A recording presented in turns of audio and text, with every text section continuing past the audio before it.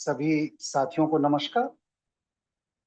हम लोग ब्रह्मास्मि क्रिया योग के मुद्रा तंत्र की 33 नंबर की कक्षा में आज प्रवेश करने का। पिछली बार जैसा कि मैंने बताया था, बीजाक्षर क्या है और बीज स्वयं में पूर्ण है लेकिन संपूर्ण नहीं है। बीज के अंदर जब तक काल की ऊर्जा का प्रवेश नहीं होता तब तक वह बीज फलित नहीं हो सकता। यही चीज जीव के साथ, इसलिए यह सृष्टि मैथुनिक सृष्टि है। इसलिए बीज हो या जीव हो, बिना काल के सपोर्ट के आगे नहीं बढ़ सकते, अपनी अगली जनरेशन तैयार नहीं कर सकते। इसी को मैंने अन्न की उत्पत्ति का आधार बताया था। और जब आप बीज या जीव को खाते हैं तो आप अपने वंश क्रम को विकृत करते हैं। इसीलिए देखिए, जितने भी मांसाहारी लोग होते हैं उनके परिवार में कोई ना कोई लड़का है, पत्नी है, बेटी है, दामाद है, ग्रैंडसन है, ग्रैंड डॉटर है, कोई ना कोई किसी ना किसी गंभीर बीमारी से बीमार रहता ही है। तो हमें बीज और जीव इन दोनों को ही नहीं खाना है। हमें इन दोनों के सेवन से मुक्त आहार करना है। अगर हम बीज और जीव दोनों के सेवन से मुक्त आहार करते हैं तो ईश्वरीय आहार है वो, उसके लिए कोई दंड नहीं। लेकिन अगर हम बीज या जीव को आहार बनाते हैं तो वह मैथुनिक सृष्टि में जीवात्मा है, उसके अंदर जीव है, इसलिए उसका भोजन नहीं करना चाहिए। सामर्थ्य के अनुसार अगर विशेष परिस्थिति है तो आप अनाज खा लीजिए, बीज खा लीजिए, लेकिन नहीं खाना चाहिए। अक्षर को भी इसीलिए मैंने बताया था कि जिसका क्षर नहीं होता, जिसका क्षय नहीं होता, वो अक्षर है। अक्षर की ऊर्जा स्वयं में समग्र है, इसलिए अक्षर कभी नष्ट नहीं होता। हमारी जीवनी ऊर्जा का अंश जब अक्षर के पीछे उसे सपोर्ट करता है तो वह सामान्य अक्षर नहीं रह जाता है, वह चिरंजीवी अक्षर हो जाता है। इसके अलावा मैंने यह भी बताया था कि चित्त और बुद्धि ये दोनों अलग अलग चीजें हैं। बुद्धि परिवेश के कारण विकसित होती है और चित्त हमारे जन्म जन्मांतर की वृत्तियों से विकसित होती है। इसलिए बुद्धि के द्वारा जो त्रुटि होती है, जो गलती होती है, वो पकड़ में आ जाती है। लेकिन चित्त क्योंकि विकृत है वृत्तियों के कारण, इसलिए वह पकड़ में नहीं आता। अपने मुख से निकला हर अक्षर बीजाक्षर है। ध्यान से सुनिए, अपने मुख से निकला हर अक्षर बीजाक्षर है अगर वह किसी के चित्त की वृत्ति को बदल देता। उसके लिए जरूरी नहीं कि संस्कृत का कोई 2 लाइन का 4 लाइन का श्लोक ही होना चाहिए या कोई तथाकथित मंत्र होना चाहिए, नहीं। कोई भी चीज जो आपके मुख से निकल रही है और दूसरे के चित्त की वृत्ति को बदल दे रही है, वह बीजाक्षर।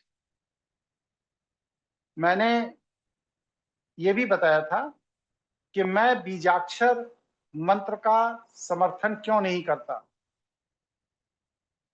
इसका रहस्य भी मैंने बताया था।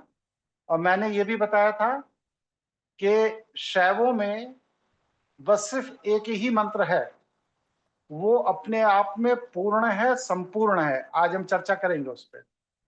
वह अपने आप में पूर्ण है, संपूर्ण है, और अगर वह मंत्र का जाप निरंतर किया जाए तो वह आपके चित्त के अंदर की वृत्ति को बदलने का सामर्थ्य रखता है। जब चित्त के अंदर की वृत्ति बदल जाती है तो आपका प्रारब्ध, आपका भाग्य भी बदल जाता है। यहां तक मैंने चर्चा की थी।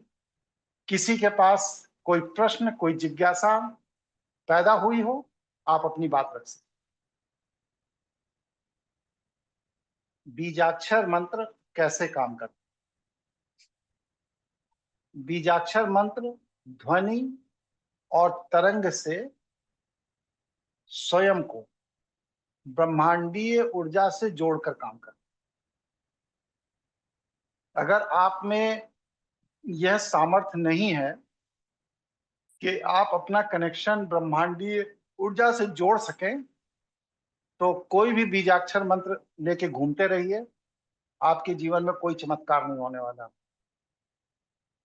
न जाने कितनों को मैंने देखा है, 100-200 नहीं, 1000-2000 की बात कर रहा हूं, जो एक तो मोजा जैसा पहन लेंगे और उसके अंदर एक तो माला ले लेंगे और हरे रामा हरे कृष्णा हरे रामा हरे कृष्णा हरे रामा हरे कृष्णा करते रहेंगे,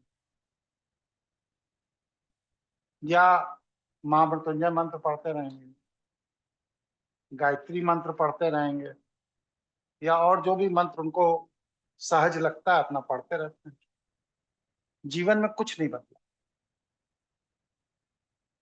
क्यों नहीं बदलता है? वो इसलिए नहीं बदलता है कि उन लोगों में वह सामर्थ्य नहीं है कि वह ब्रह्मांडीय ऊर्जा से अपने आप को जोड़ सके। और ये सामर्थ्य कैसे पैदा होता है? जब आप अपने ऑरे की तरंगों को विकसित कर, अगर आप अपने ऑरे की तरंग को विकसित नहीं करते हैं तो आप कभी भी किसी भी गुरु के सानिध्य में चले जाइए, किसी से कोई भी मंत्र ले लीजिए, आप कभी भी ब्रह्मांडीय ऊर्जा की मदद नहीं ले सकते। स्पष्ट हुआ? यहां तक किसी के मन जी में कोई प्रश्न हो तो पूछे। जी गुरुजी। गुरुजी, क्या ऑरे की तरंग को बढ़ाने का तात्पर्य ऑरे की ऊर्जा को बढ़ाना है? नहीं, ऑरे की ऊर्जा एक अलग चीज है। ऑरे के अंदर जो कंपन का स्तर है, कंपन का एक कारण है जो ऑरे की ऊर्जा है, लेकिन वह कंपन का कारण नहीं बढ़ाना, कंपन के स्तर को बढ़ाना, जिससे आपका ऑरा जो है वो विस्तार ले, उसका स्वरूप विकसित हो।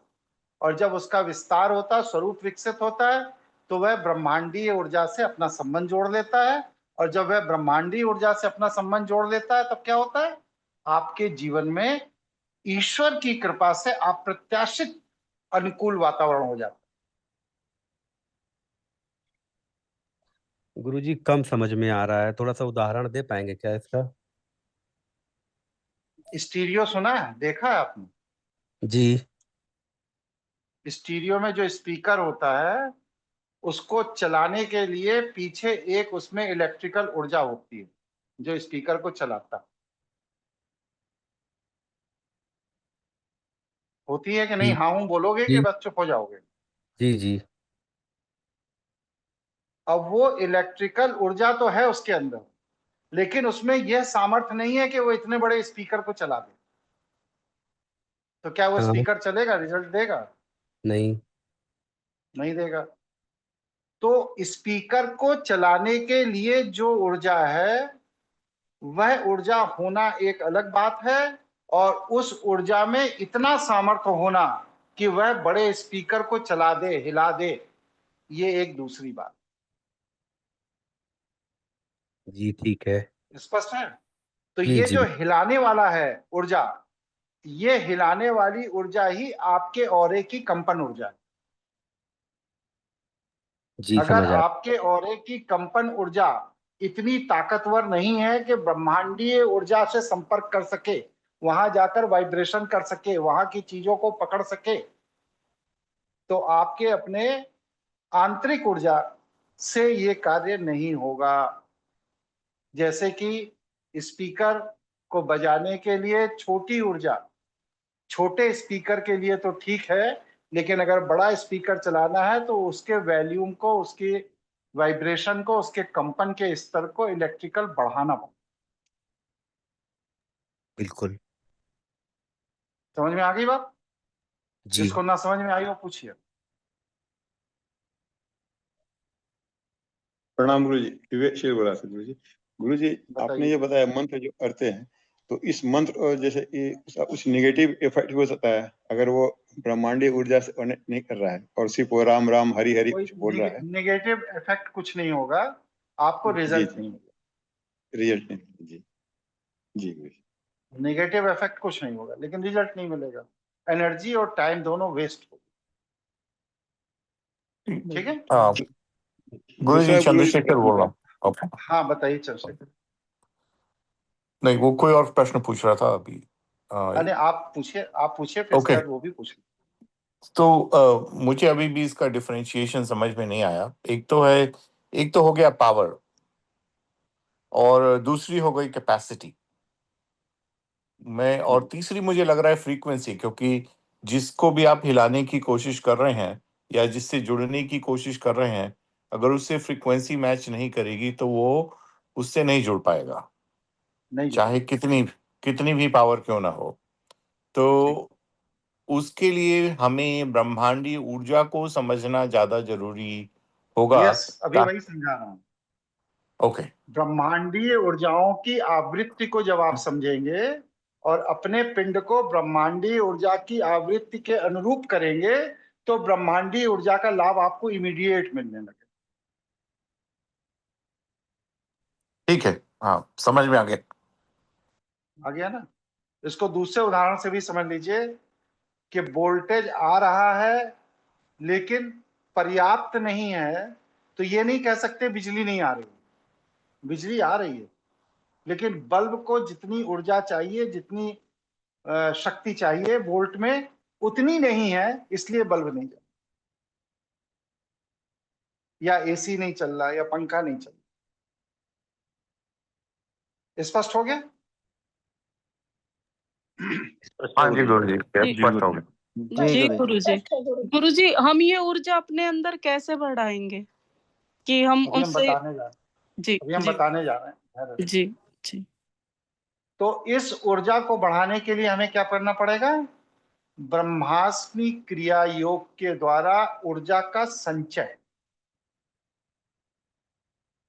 हम अपने जीवन में ऊर्जा को जो ईश्वर द्वारा प्रदत्त है, उसको व्यर्थ के चीजों में अनावश्यक व्यय करते रहते हैं। रातों दिन व्यय चलता रहता है। आप कार से जा रहे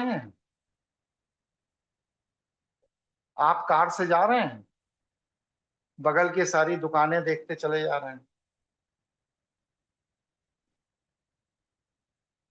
कार में बैठे हैं, म्यूजिक तेज बजा दिया, म्यूजिक सुनते चले जा रहे हैं। जहां भी पहुंचे, थोड़ा भी कोई चाट या गोलगप्पे की दुकान दिखी, कुछ दिखी, उतर के खाना शुरू कर देता हूं।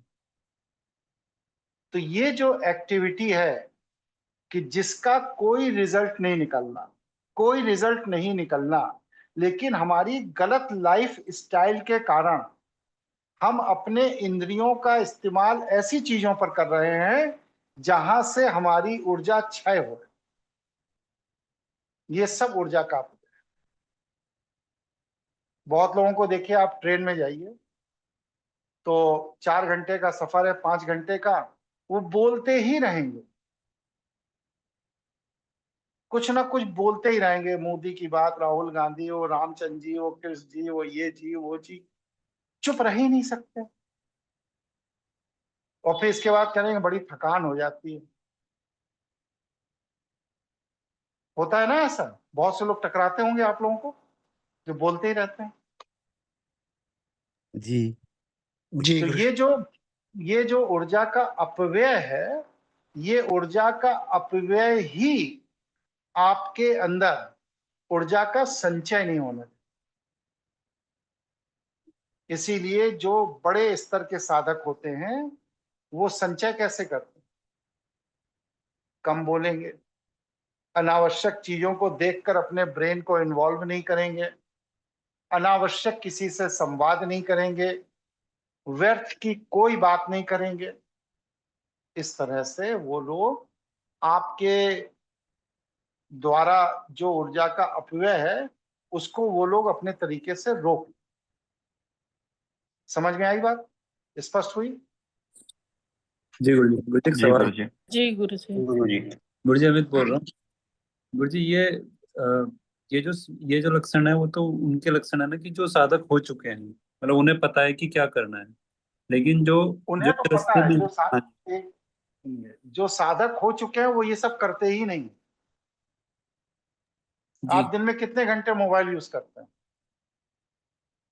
मैं गुरु जी मेरे पास ही रहता है मोबाइल, जब कोई मैसेज आता है या कुछ चीजें मैसेज आती आता है, हैं, चीजें आती हैं, तो लगभग कॉल कितने घंटे आपका अटेंशन मोबाइल पे रहता है? मेरा टेंशन रहता है गुरु जी कम से कम 3 से 4 घंटे तो स्क्रीन टाइम रहता ही है। नहीं, स्क्रीन टाइम नहीं, मोबाइल पर अटेंशन, स्क्रीन टाइम की बात ही नहीं करता। मेरी ऐसी कोई टेंशन नहीं अब रहती वैसे गुरु जी, मैं बताऊं सही। मतलब कि उसमें कोई भी एक्ट हो रहा है, कोई चीज आ रही है जा रही है, तो आपका ध्यान नहीं जाता उस पर, अट्रैक्ट नहीं होता उससे। जब मैं उसे निकालता हूँ अपनी पॉकेट से तब देखता हूँ कि क्या कॉल मतलब आई है, मैसेज आया है। अच्छी बात है। अब मुझे ये बताइए कि आप उस मोबाइल को छोड़ दीजिए, जी तो आपको घंटे 2 घंटे बाद मोबाइल ना होने की बेचैनी होती है कि नहीं? बिल्कुल गुरु जी, मतलब मैं किसी काम में बिजी हूँ तो उससे खत्म होने के बाद मोबाइल की तरफ ही जाऊंगा। जाते हैं। जी तो इसका मतलब है ना कि सबकॉन्शियस ब्रेन में कहीं वो मोबाइल चल रहा है, अपनी एनर्जी को यूज कर रहा है। हाँ जी हाँ जी हाँ जी।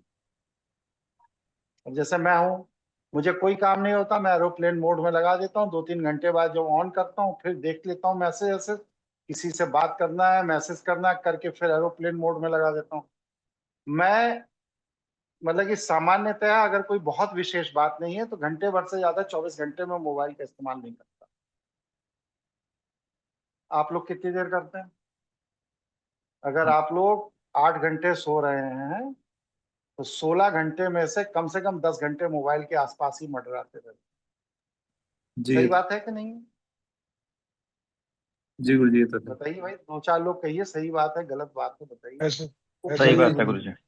सही बात है। तो ये जो आपका सबकॉन्शियस ब्रेन एक डिवाइस के प्रति आकर्षित है, वो इतना एडिक्ट हो गए अब आप उसके, कि उसके ना होने पर आपको ये पता लगता है कि हम एडिक्ट थे।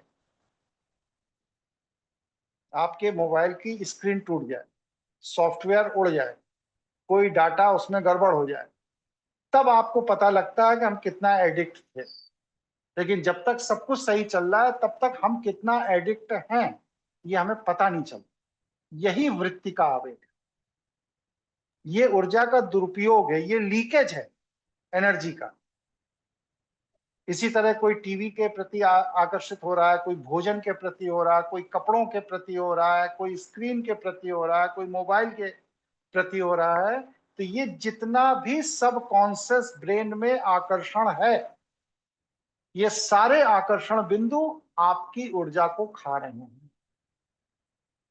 अब आप चिंतन कीजिए कि आप कितने घंटे सबकॉन्शियसली किसी ना किसी बिंदु, किसी ना किसी विषय, किसी ना किसी वस्तु, किसी ना किसी व्यक्ति, किसी ना किसी खाना पीना, कपड़ा लत्ता, गाड़ी घोड़ा, कहां पर आप अपना ब्रेन इन्वॉल्व किए रहते हैं? कहीं ना कहीं इन्वॉल्व रहता है मस्तिष्क के, नहीं रहता? रहता है गुरुजी आदर। रहता है गुरुजी। रहता है। तो ये जो मस्तिष्क इन्वॉल्व है, रिजल्ट नहीं निकलना है, लेकिन मस्तिष्क इन्वॉल्व है, ये मस्तिष्क का जो इन्वॉल्वमेंट है ये आपके जीवनी ऊर्जा की ऊर्जा को खाता रहता है, खाता रहता है। ये है ऊर्जा का अपव्यय, व्यर्थ की चीजों में। इसी ऊर्जा को जब आप संग्रहित कर लेते हैं, अपने ब्रेन को ऐसा बनाते हैं कि किसी भी चीज के होने या ना होने से आपको कोई बेचैनी या उतावलापन या घबराहट नहीं होता, तब क्या है कि ब्रेन ने एनर्जी को संचय करना शुरू कर दिया। और जब ब्रेन ने एनर्जी को संचय करना शुरू कर दिया तो यही एनर्जी आपके ऑरे की ऊर्जा में कंपन बढ़ाती है। और जब ये एनर्जी आपके ऑरे की ऊर्जा में कंपन बढ़ाती है तो यही ऑरे की ऊर्जा का कंपन ब्रह्मांडीय ऊर्जा की आवृत्ति से मिल जाता है, तो आप सामान्य से विशेष मनुष्य हो जाते। स्पष्ट हो गया? नहीं हुआ? नहीं गुरुजी, एक बार दोहरा दीजिए प्लीज। क्या चीज इसमें समझ में नहीं आई ये पूछे? गुरुजी समझ में आई, बट एक बार फिर से सुनना चाहती हूँ ताकि अच्छा, स्पष्ट हो जाए। मैं ये कह रहा हूं कि हमारा मस्तिष्क जिस ऊर्जा से संचालित है वह ऊर्जा इस माया क्षेत्र के किसी ना किसी डिवाइस, किसी ना किसी सामग्री, किसी ना किसी व्यक्ति, किसी ना किसी स्थान, किसी ना किसी वस्तु से सबकॉन्शियसली जुड़ी रहती, और जब ये सबकॉन्शियसली जुड़ी होती है तो ये हमारे मस्तिष्क की एनर्जी को ड्रेन आउट कर लेती है, खींच लेती है अपनी तरफ। और हमारा मस्तिष्क ऊर्जा उत्पन्न तो करता है लेकिन संग्रहित नहीं करता, क्योंकि ये कहीं ना कहीं जुड़ा है, तो वह ऊर्जा उन जगह पर बाहर बह जाती। हमें ऊर्जा का संग्रह कैसे करना है कि जिस समय जिस चीज की आवश्यकता नहीं है, समझिए, जिस समय जिस चीज की आवश्यकता नहीं है वहां पर हमें अपने सबकॉन्शियस ब्रेन को भी उस चीज से डिटैच कर देना। अगर हम अपने सबकॉन्शियस ब्रेन को उस समय जब हमें जरूरत नहीं है तब हम उसे डिटैच नहीं कर पा रहे हैं, तो हमारे मस्तिष्क की ऊर्जा अनावश्यक रूप से अपव्यय होकर नष्ट होती रहेगी, हमें पता भी नहीं चलेगा। समझ में आ गया सपना? स्पष्ट है गुरुजी, स्पष्ट है, बट इसके लिए हमें ये निरंतर अभ्यास से ही डेवलप हो पाएगा ब्रह्मांड ये। में क्रिया योग का जो अभ्यास है, जब आप इसे करेंगे तो ये जी। चीज ऑटोमेटिक धीरे धीरे धीरे धीरे मन डिटैच होने लगे। स्पष्ट है गुरुजी। चीजों का उपयोग करिए लेकिन उस चीज में इन्वॉल्व मत होइए। आप लोग चीजों का उपयोग तो करते ही हैं लेकिन साथ में उसी चीज में इन्वॉल्व हो जाते हैं। तो ये जो इन्वॉल्व होते हैं ये आपकी ऊर्जा को खा जाते हैं और आपको पता भी नहीं चलता।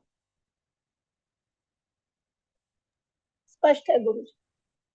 ठीक। हाँ चंद्रशेखर जी, आप कुछ पूछ रहे थे, बताइए।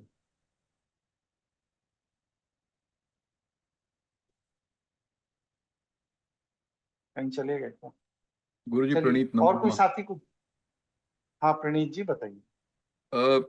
गुरुजी ये जो है आप विचारों को कम करने की बात कर रहे हैं, ये बात तो बहुत आप सही कर रहे हैं, लेकिन विचारों को कम नहीं प्रणीत जी, विचारों को कम करने की बात नहीं कर रहे हैं।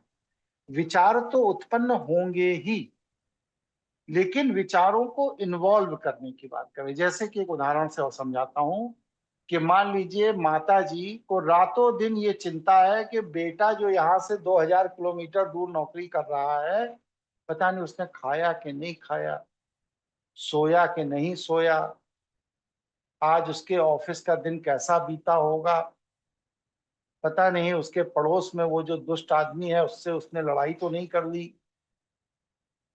तो बेटे का प्यार बना रहना है, लेकिन बेटे को लेकर जो अनावश्यक चिंता दिमाग में बनी हुई है, इसको रोक लेना।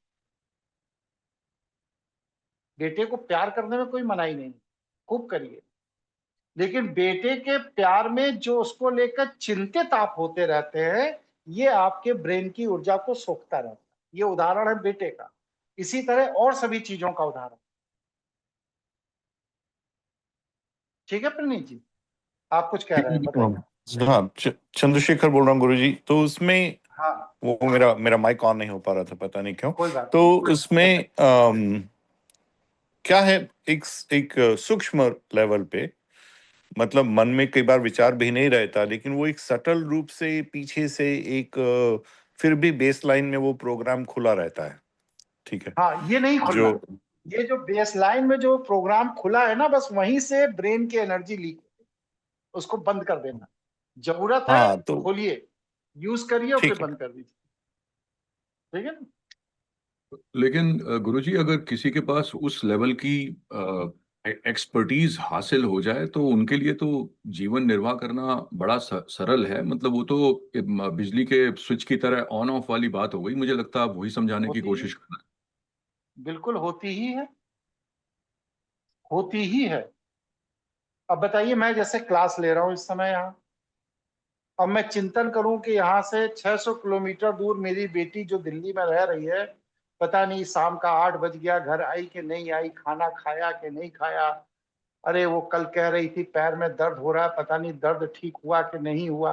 अगर ये चिंता मैं करूंगा तो क्या मैं क्लास ले पाऊंगा? बताइए प्रणीत जी, नहीं ले नहीं नहीं, पाऊंगा। बिल्कुल बिल्कुल आप स्पष्ट बोल रहे हैं। अब आपका जो स्तर है गुरुजी वो हम लोगों का स्तर नहीं है ना, तभी तो आपसे नहीं तो सीख, इसी इसी को तो तभी तो बनाना गुरु है, बोलते हैं आपको। अभ्यास, ब्रह्मास्मि क्रिया योग के अभ्यास से इसी को बनाना है। क्यों, कैसे बनेगा? आप ये मानिए, आप ये मानिए कि हमारे ऊपर भगवान शिव की इतनी कृपा हो गई है कि मैं और मेरे आसपास कुछ भी नकारात्मक हो ही नहीं सकता, तो हमें नकारात्मक का चिंतन करना ही क्यों है? भाई चिंतन तो उस बात का किया जाएगा ना जो हो सकता है। अब जैसे ये पंखा एकदम सही चल रहा है, ये गिर ही नहीं सकता क्योंकि उसके नट बोल्ट पेच सब सही हैं, लेकिन हम भयभीत हैं अनावश्यक, पता नहीं कब खोपड़ी पे गिर जाए, सिर फोड़ दे। तो जो चीज गिर नहीं सकती, सब सही है, तो उसको लेकर आप चिंतन में क्यों है, क्यों परेशान है कि गिर जाएगा गिर जाएगा गिर जाएगा? जब आप भगवान शिव की शरण में आ गए और भगवान शिव ने आपको अपनी शरण में ले लिया, और इसके बाद आपके जीवन का संघर्ष आप देख रहे हैं कि प्रतिदिन कम होता जा रहा है, कम होता जा रहा है, कम होता जा रहा है, इसके बाद भी आप क्यों भयभीत हैं? अगर इसके बाद भी आप भयभीत हैं तो आपका यह विकृत चित्त है जो आपको भयभीत किए है, ये आपका अज्ञात भय है जो आपको भयभीत किए है। ईश्वर की कृपा का प्रवाह आप पर बना हुआ है, लेकिन आप अपने विकृत चित्त और अज्ञात भय के कारण उस प्रवाह की ऊर्जा का लाभ नहीं उठा। क्यों? क्योंकि आपकी वृत्ति वैसी। ठीक है प्रणीत जी? बिल्कुल बिल्कुल गुरुजी, आप बिल्कुल बिल्कुल ठीक बात बता रहे हैं। बेसिकली सारी थॉट प्रोसेस की बात है। हाँ, धन्यवाद बहुत। थॉट प्रोसेस से ज्यादा हमारे लाइफ स्टाइल की बात। हमें बचपन से सिखाया जाता है कि बृहस्पतिवार के दिन ये काम नहीं करना है, शुक्रवार को ये नहीं करना है, शनिवार को लोहा नहीं खरीदना है। हमारे एक शिष्य हैं बलजीत जी, वो ऑफिस बना रहे हैं, और मेरे बैठने के लिए उन्होंने एक कुर्सी खरीदी 6-8 हजार की, लेकिन उस दिन शनिवार है इसलिए घर लेके नहीं आए। जब तुम शैव हो गए, 12-14 साल से साधना कर रहे हो, तुम्हारे लिए तिथि स्थान सब भेद खत्म हो गए, तो फिर अब उस कुर्सी को जब पैसा दे दिया तो उसे लेकर अपने घर आने में क्या दिक्कत? सर अगर क्या है कोई गुरुजी दिक्कत? अगर वो एस्ट्रोलॉजर होंगे ना तो डेफिनेटली उनके दिमाग में ये चीज होगी। और मुझे नहीं पता वो क्या करते हैं नहीं, बाय प्रोफेशन। उन्हें एस्ट्रोलॉजी ही करते हैं, वो मेरे शिष्य हैं, एस्ट्रोलॉजी ही करते हैं। लेकिन एस्ट्रोलॉजी के किसी भी श्लोक में, किसी भी अध्याय में, किसी भी ग्रंथ में, कहीं भी कोई भी ज्योतिषी, मैं चैलेंज देता हूं, मुझे यह लिखा दिखा दे कि शनिवार के दिन लोहा घर नहीं लाया जाता।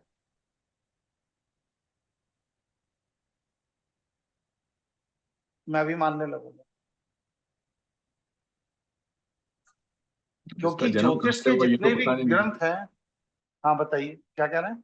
नहीं, मैंने कहा इसका जन्म कहाँ से हुआ ये तो पता नहीं है, क्योंकि कहीं ना कहीं से तो ये बात नहीं, ये सब लोकोक्तियां हैं। हाँ, लोकोक्ति जैसे, सही है। हाँ लोकोक्तियां हैं, अपनी चली आ रही हैं। ये इस बात की सूचना है। देखिए, आप इसको, बहुत बारीक चीज है, सभी साथी समझिए। हमारे पूरे के पूरे लोकोक्तियों में या धर्म शास्त्रों में क्या नहीं करना है। बृहस्पति को बाल नहीं कटाना है, मंगल को नाखून नहीं काटना है, बृहस्पतिवार को किताब किसी को नहीं देना है उधार, पैसा नहीं देना है, शुक्रवार के दिन किसी के यहाँ का ये नहीं करना है, शनिवार सब चीज नहीं नहीं नहीं नहीं नहीं नहीं। ये इतने नहीं हम सुबह से शाम तक अपने जीवन में रटते रहते हैं रटते रहते हैं रटते रहते हैं कि हमारा जीवन ही नकारात्मक हो जाता है। अज्ञात भय के शिकंजे में हम फंस जाते हैं, क्योंकि सबकॉन्शियसली हमें ब्रेन नहीं नहीं नहीं का अभ्यस्त हो गया। बस यही नहीं से जिस दिन आप मुक्त हो जाएंगे उसी दिन आपका जीवन निर्द्वंद हो जाएगा, और जिस दिन आपका जीवन निर्द्वंद होगा उसी दिन आप शैव होने के प्रथम चरण को क्रॉस कर जाएंगे। क्योंकि तिथि भेद, वार भेद, मुहूर्त भेद, स्थान भेद, नाम भेद शैवों में होते ही नहीं। ये तो सब वैष्णव के चोचले हैं। हम लोग जबरदस्ती मजीरा बजाते फिर रहे हैं। आप एक भी प्रोजेक्ट भगवान श्री राम का या भगवान श्री कृष्ण का एक भी प्रोजेक्ट मुझे गिना दीजिए कि वो काम उन्होंने उस दिन इसलिए नहीं किया क्योंकि उस दिन शनिवार था। कोई एक घटना बताइए, या इतवार था या मंगलवार था, कोई एक घटना कोई बता सकता है? बताइए भाई। नहीं गुरुजी, ऐसी तो नहीं घटना नहीं गुरुजी, गुरुजी, नहीं। नहीं गुरुजी, ऐसा तो कहीं कोई वर्णन नहीं है। नहीं है तो फिर आप क्यों मरे कटे जा रहे हो परेशान कि हाय लोहा नहीं लाना है, हाय दाढ़ी नहीं बनाना है, हाय नाखून नहीं काटना है, हाय मसाला नहीं पिसवाना है? आप क्यों परेशान? गुरुजी, ये रामचंद्र जी समय सोम मंगलवार था क्या? ये दिन या नहीं था उस समय? भैया जब उस समय नहीं था तो अब आप क्यों उसको मना? ये तो एडमिनिस्ट्रेशन को चलाने के लिए अंग्रेजों ने भारत में संडे मंडे ट्यूसडे इसलिए बनाया कि उन्हें सैटरडे संडे की छुट्टी फिक्स करनी थी अपने सिस्टम के अंदर। जी गुरुजी। क्योंकि आदमी कंटिन्यू लंबे समय तक काम करके थक जाता है। हफ्ते में एक दिन, जिस दिन वो लोग चर्च जाते थे,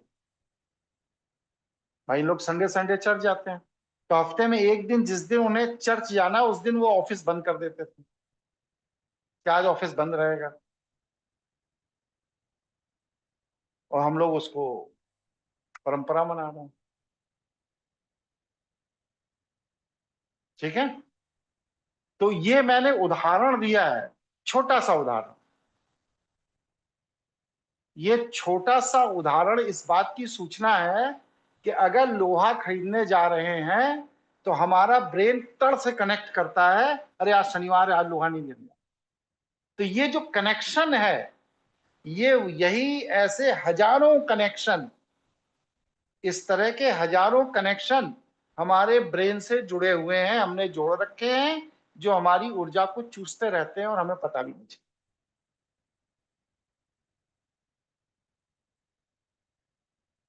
कोई प्रश्न हो किसी का तो पूछिए। प्रणाम गुरुजी, मैं गोविंद बोल रहा हूँ। मैं इस तरह के कनेक्शन या इस तरह की सूचनाओं से निवृत्ति के लिए गुरुजी ब्रह्मास्मि क्रिया योग। अरे पहले कनेक्शन समझ में आ गया कि नहीं? निर्वृत्ति तो पहले ही पूछ लेंगे। कनेक्शन सब समझ में आ गए? आप अपने 20 कनेक्शन बताइए जहां आप जुड़े हुए हैं, बताइए। जी गुरुजी, इतना तो ज्यादा अभी मालूम नहीं हुआ अभी।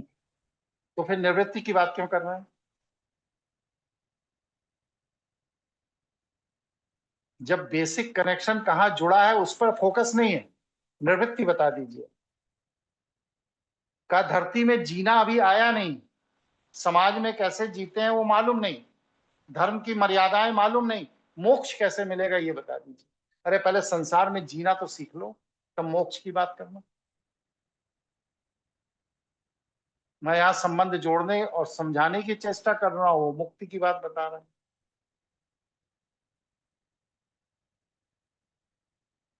दो चार 10 उदाहरण दीजिए कि हाँ मैंने समझ लिया है, जैसे ये बताइए भाई, कहाँ चले गए गोविंद जी?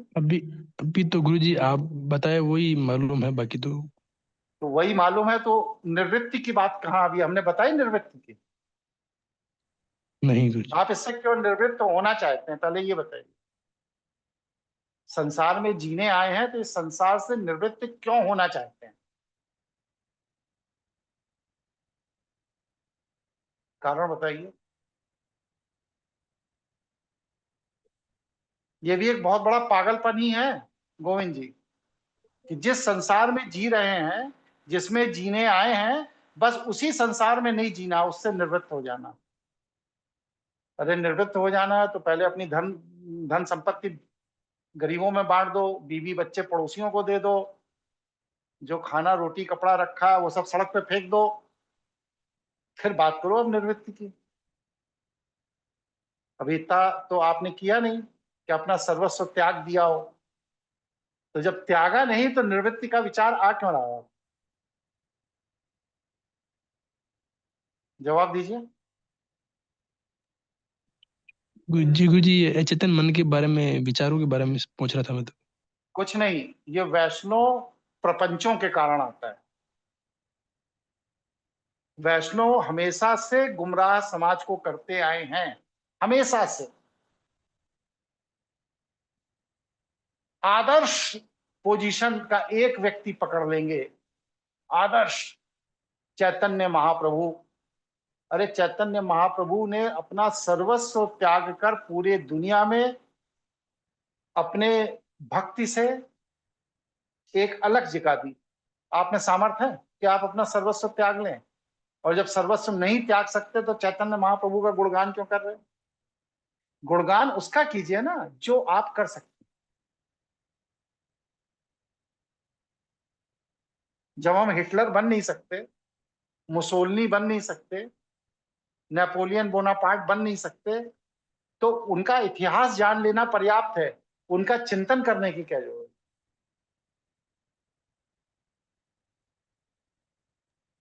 इसी तरह जब हम कबीरदास नहीं बन सकते, रहीमदास नहीं बन सकते, सूरदास नहीं बन सकते, तो उनके बारे में जान लेना, सूचना रखना पर्याप्त है। लेकिन उनको जबरदस्ती उन जैसा बनने के लिए हम क्यों आतुर हैं, क्यों परेशान हैं?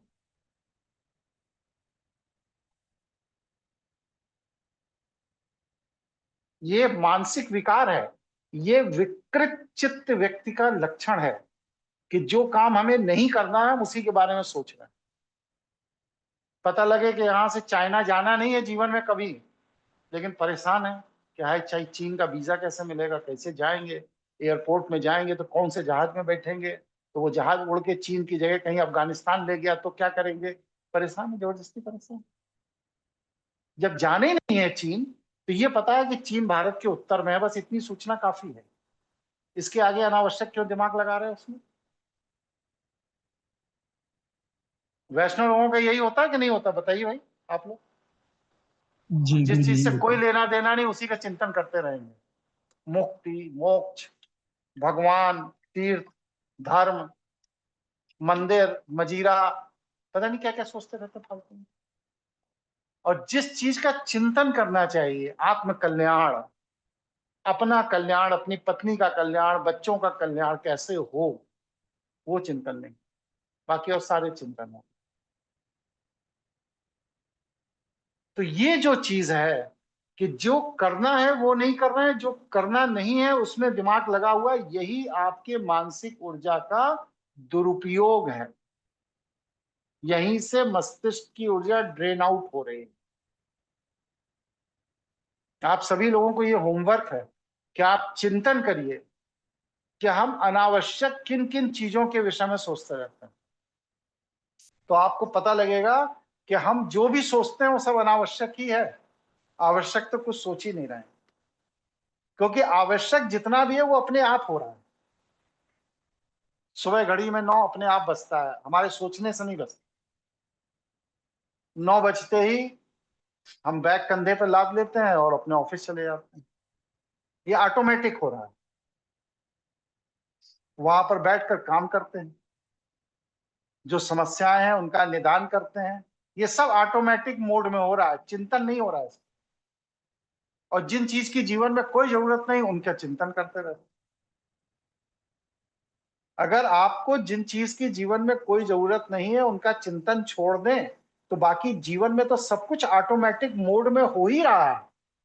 सूरज अपने आप उग रहा है, पानी अपने आप बरस रहा है, खाना अपने आप बन रहा है, सब अपने आप हो रहा है। दिमाग कितना हल्का हो जाएगा, कितना ऊर्जा का अपव्यय रुक जाएगा। मेरी बात समझ में आई? जिसको ना आई वो पूछिए। जी समझ में आई गुरुजी। गुरुजी प्रणीत एक सवाल है गुरुजी, अगर आज्ञा हाँ दे तो। हाँ बोलिए। बिल्कुल है, क्यों गुरुजी नहीं? जैसे मतलब हमारे पेरेंट्स से लेके या हमारे ग्रैंड पेरेंट्स से लेके हमेशा ऐसे ही बताया गया है कि जब भी कोई एक नेगेटिव सिचुएशन आए तो ईश्वर के वहां पे जाओ, और ईश्वर के वहां पे बोलने का उनका मतलब होता था मंदिर चले जाओ, जो भी आसपास है और जो भी अपनी प्रॉब्लम है बोल दो या उनसे बोलो हमको हेल्प करें। तो क्या ये भी एक माइंड का ट्रिगर है जो कि एक प्रपंच टाइप है, क्योंकि वो उस चीज को मानते थे तो उन्होंने पास डाउन हम लोगों को किया? क्या ये भी एक बाधक है अ, किसी चीज को रियलाइज करने में? 100%। प्रश्न ये है कि अगर समस्या का समाधान मंदिरों में हो रहा है तो 60 लाख हिंदुस्तानियों को पेड़ पर उल्टा लटका के अंग्रेजों ने नीचे से आग लगा दी और जिंदा भून के मार डाला। सब लोग मंदिर ही तो भागे होंगे कि इन अत्याचारियों से मुझे बचाओ। समाधान हुआ?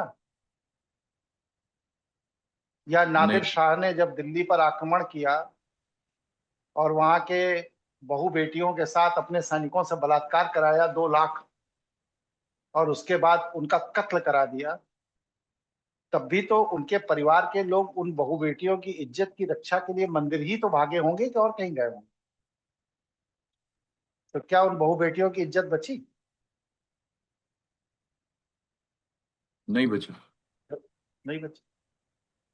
तो प्रश्न ये है कि आपको विशेष परिस्थितियों में जो प्रशिक्षित किया गया मंदिर जाइए, इसकी जगह अगर आपको ये ट्रेंड किया गया होता कि इस तरह की विशेष परिस्थितियों में एक सामाजिक समूह बनाइए जो आपकी रक्षा करेगा, और जिन लोगों ने इन विशेष परिस्थितियों के लिए सामाजिक समूह बनाए उनकी रक्षा हुई।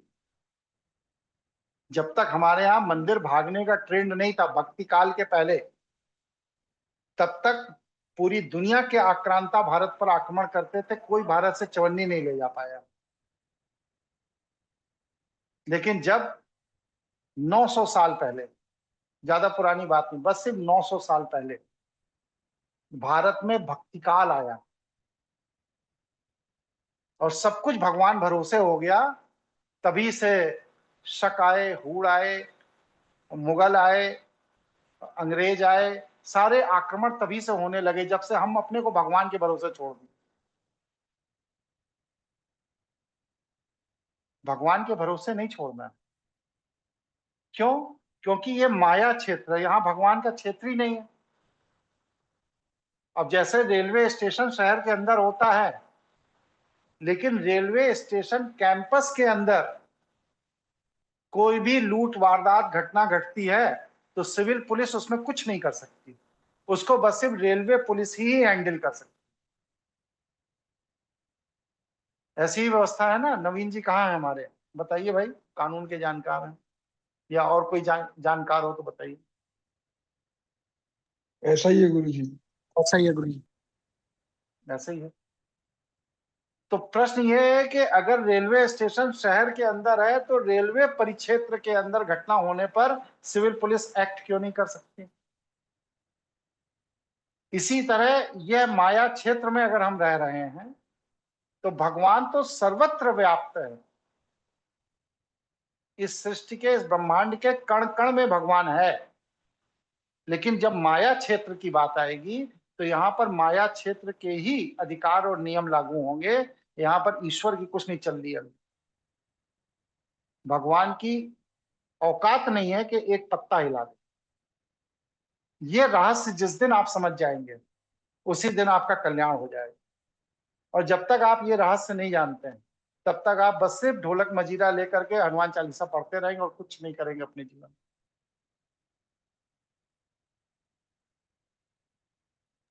तो गुरुजी इसका तो मतलब ये हुआ कि ये तो एक तरह से इंसान जाने अनजाने में एक आम आदमी को तो पथ भ्रष्ट ही कर रहा है। फिर जैसे जो ये प्राण प्रतिष्ठा आप होती है मूर्तियों में, बोलते हैं जी सजीव कर दिया, चेतना भर दी, तो ये सब तो इसका मतलब एक तरह का एक बड़ा हाई लेवल ड्रामा टाइप ही हुआ गुरुजी, ऐसा ही लगता है। सोमनाथ के मंदिर पर जब मुगल आक्रमण किए, जी जी बिल्कुल बिल्कुल।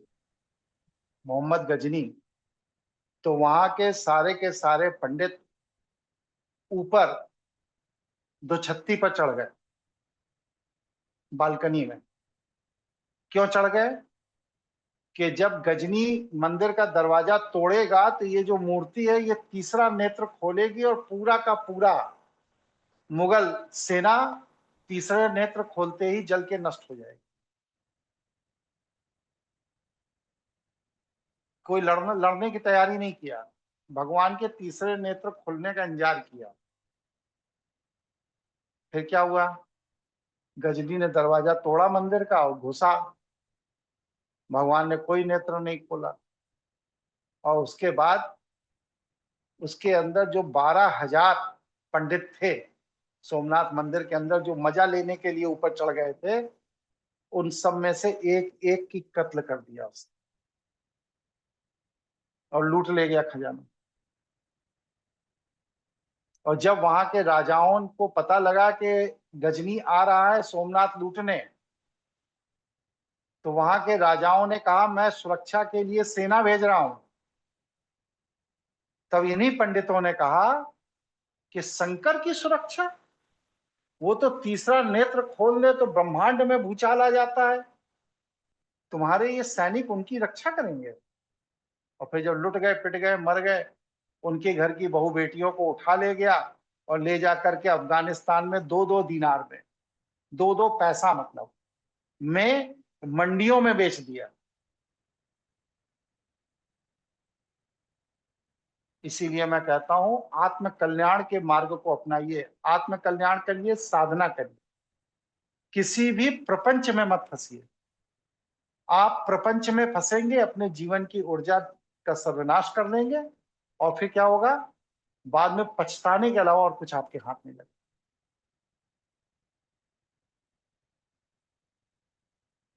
स्पष्ट है?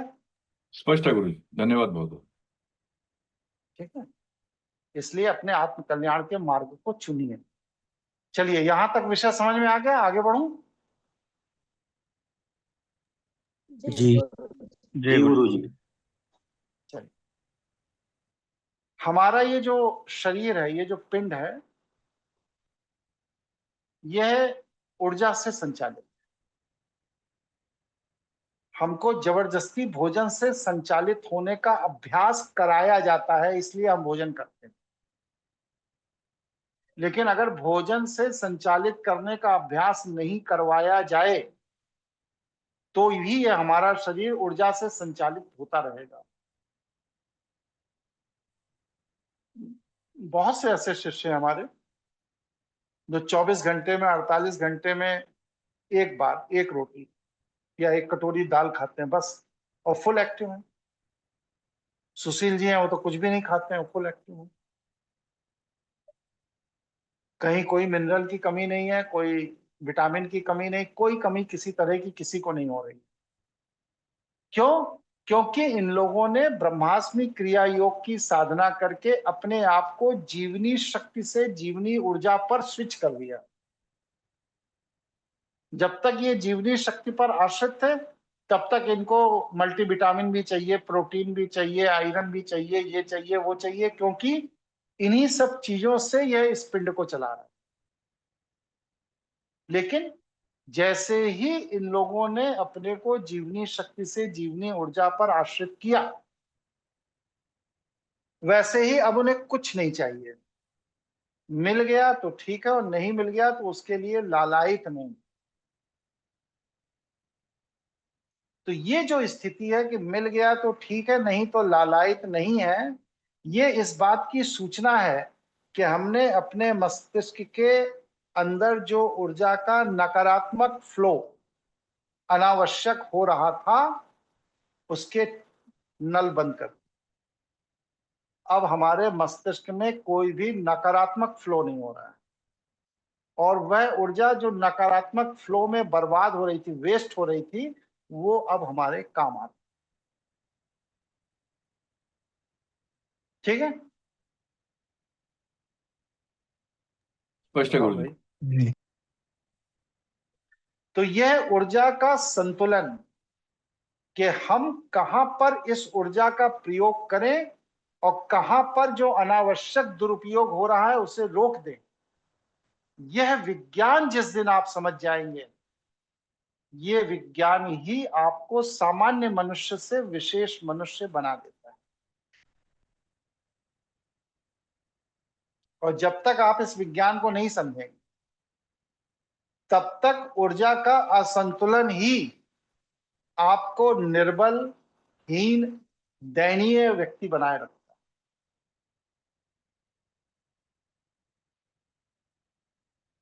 रिवाइज करिए, मतलब जितनी भी चीजें मैं बता रहा हूं उससे अपने जीवन में रिवाइज करिए कि हम कहां कहां पर क्या क्या गलत काम करते चले आए हैं, जिसलिए आज इस संघर्ष में।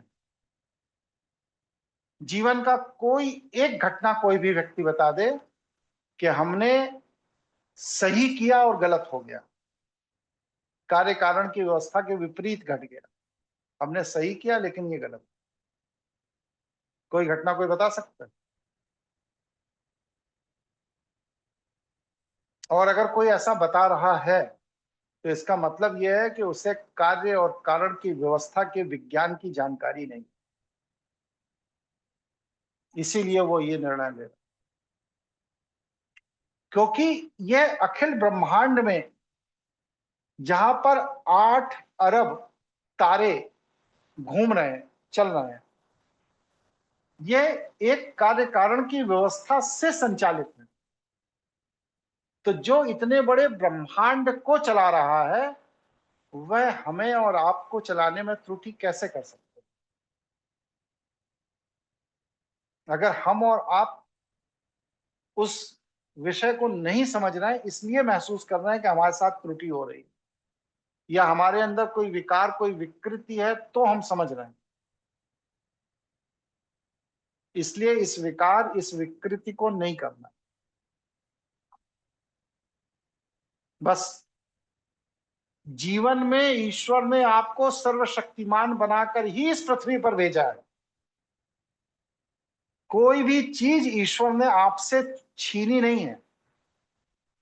आपको जो ऊर्जा ईश्वर ने दी है उसका उपयोग करने की कला क्योंकि आपको नहीं आती है, बस इसीलिए आप परेशान हैं और कोई कारण। ठीक है,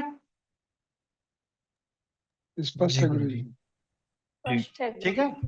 तो यहां तक स्पष्ट हो गया कि मानसिक ऊर्जा का असंतुलन ही हमें सामान्य मनुष्य बनाता है। अगर हम मानसिक ऊर्जा का संतुलन सही दिशा में, सही मात्रा में करने लगे तो हम सामान्य से विशेष बन जाएंगे। इसलिए जीवनी ऊर्जा, जीवनी शक्ति नहीं, जीवनी ऊर्जा जो ईश्वर द्वारा प्रदत्त है, उसको संतुलित कीजिए, सही डायरेक्शन में प्रयोग कीजिए और ईश्वर से वह सब कुछ पा लीजिए इस माया क्षेत्र में जो आप चाहते हैं। इसको संतुलित करने और प्रयोग करने का जो संपूर्ण विज्ञान है वही ब्रह्मास्मि क्रिया योग है। इसके अलावा ब्रह्मास्मि क्रिया योग में और कुछ भी नहीं है।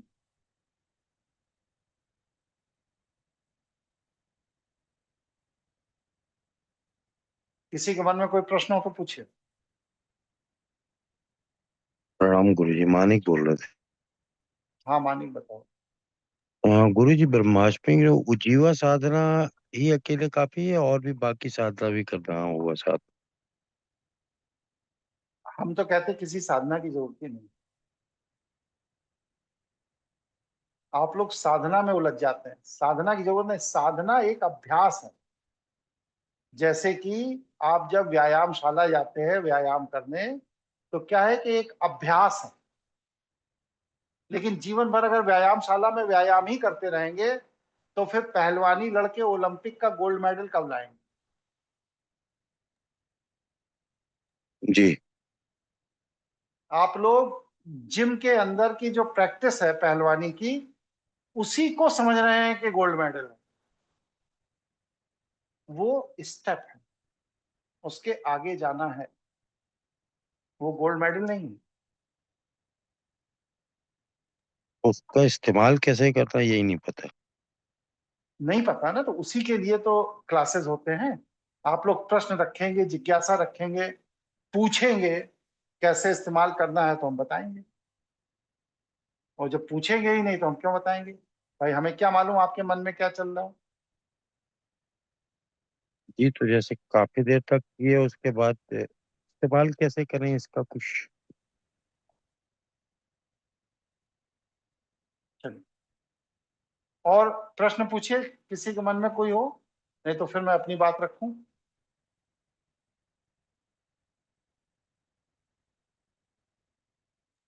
गुरुजी प्रणीत, एक सिर्फ प्रश्न है। अभी आपने पहले क्लास में थोड़ी देर पहले बोला था कि बीजाक्षर मंत्रों को आप सपोर्ट नहीं करते हैं और आपने उसका कारण बताया था।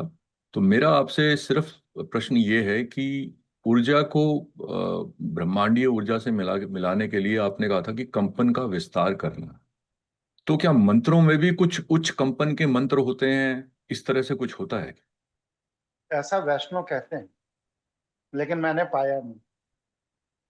ओह, अच्छा। आप ये बताइए, गायत्री मंत्र से ज्यादा सशक्त कोई मंत्र है वैष्णव के पास? नहीं, कोई मंत्र नहीं है, और उसके तो उदाहरण भी हैं विश्वामित्र जी के। और विश्वामित्र ही तो महिला के चक्कर में फंस गए।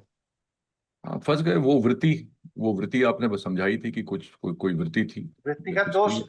तो बिल, वह मंत्र उनका व्यक्तिगत दोष को समाप्त नहीं कर पाया ना। बिल्कुल सही है।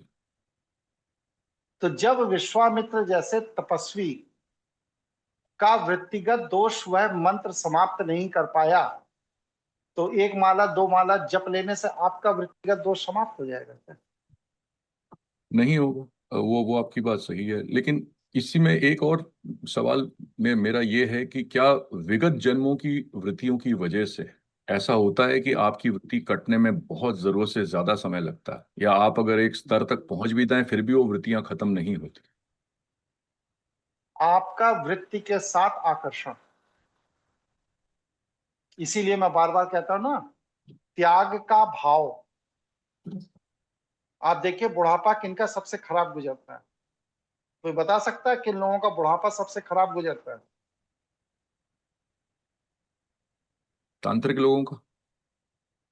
नहीं नहीं, समाज में। ओ, जैसे समाज में। आपके परिवार में, मोहल्ले में जो सामाजिक लोग हैं, उनमें जो अपने किस बच्चों व्यक्ति का से बहुत बुढ़ापा ज्यादा सबसे उम्मीद खराब लगा है? के रखते हैं। ईगोस्टिक। ईगोस्टिक। नहीं, सुशील तुमसे पहले कौन साथी बोल रहे थे? जी, मैं बोल रहा था गुरुजी, मानस। जो अपने हाँ मानस बच्चों से बताओ। बहुत ज्यादा उम्मीद लगा के रखते हैं। नहीं, चलिए वो तो एक अलग विषय हो। हाँ, इगोइस्ट ही। और चलिए, और इसके अलावा? गुरु जी जीवन भर सिर्फ अपने बुढ़ापा पर सोचते हैं, पैसा बचाना, ये करेंगे वो करेंगे। यस, जो व्यक्ति पूरे जीवन अपने बुढ़ापे की चिंता करते रहते हैं, उन्हीं का बुढ़ापा सबसे खराब हो जाता है।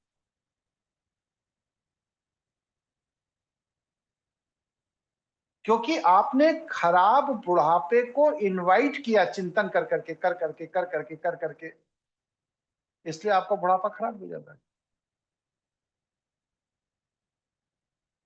मैं देखता हूं बहुत से ऐसे लोग हैं जो अपने जीवन में एक संपन्न बड़े मकान में रहते हैं, रिटायर हो गए, 10-12 साल रिटायर हुए, हो गया, पत्नी मर गई, अब एक ठो नौकर रखे हैं, वही खाना आना बना देता, सेवा कर देता। लेकिन उनके मन में करोड़ों रुपए होने के बाद ये भाव आता ही नहीं है कि मैं अपने किसी नातेदार रिश्तेदार की बच्ची को अपने पास रख करके अपना जीवन का बुढ़ापा काट लूं और उसका विवाह करके उसके जीवन का कल्याण कर लूं। ये भाव आते नहीं है लोगों में। अब जो उनका करोड़ों का कमाया हुआ धन है वो भी लड़का लेने नहीं आएगा, वो बैंक ही खा जाएगा या कोई बेवकूफ बना के ठग ले जाएगा, लेकिन वो अपने हाथ से किसी को दे नहीं सकता। जिस व्यक्ति में देने की वृत्ति नहीं है हाथ उठाकर, उसका बुढ़ापा सुखद हो ही नहीं सकता। एक लाइन की बात समझिए, अगर अपने वृद्धा अवस्था को सुखद करना है तो देने की वृत्ति पैदा करो। आप लोग निगाह डालिए, देखिए आज जितने लोग बुढ़ापे में परेशान हैं सब संग्रह की वृत्ति के लोग हैं। देने की वृत्ति का आदमी कभी परेशान नहीं है। ये सही बात है या नहीं, बताइए भाई। सही बात है बिल्कुल। गुरुजी। आप कुछ दो भाई, पैसा नहीं है आप ज्ञान दो। आपके पास कोई गुण है, कोई म्यूजिक जानते हो, कुछ जानते हो, आप अपनी कला दे दो। जो भी आपको आता है, कुछ भी आता है, आप उसको देने की इच्छा रखो, बस आपका बुढ़ापा सुखद ही होगा। और आप देने की इच्छा नहीं रखोगे, कोई भी ऐसा तरीका नहीं है कि आपका बुढ़ापा सुखद हो। चलिए, किसी के मन में कोई प्रश्न हो तो पूछिए, नहीं तो और आगे विषय को बढ़ा रहा हूं। कोई प्रश्न है? नहीं है, सब स्पष्ट। चलिए बोलो धीरू। जी गुरुजी कह रहे थे आगे बताइए। अच्छा, देखिए ब्रह्मास्मि क्रिया योग में बीजाक्षर मंत्र का विज्ञान समझ लीजिए, क्योंकि अब हम लोग मेन ब्रह्मास्मि क्रिया योग के अंदर घुस रहे हैं। अभ्यास तो आप लोग कर ही रहे हैं, लेकिन उसकी थ्योरी भी समझा रहे हैं और आज एक अभ्यास और बताएंगे आपको। ब्रह्मास्मि क्रिया योग इनफैक्ट है क्या, आप लोग क्या समझ पाए अपने अपने तरीके से बताइए। जो जो समझ पाया और बताएं।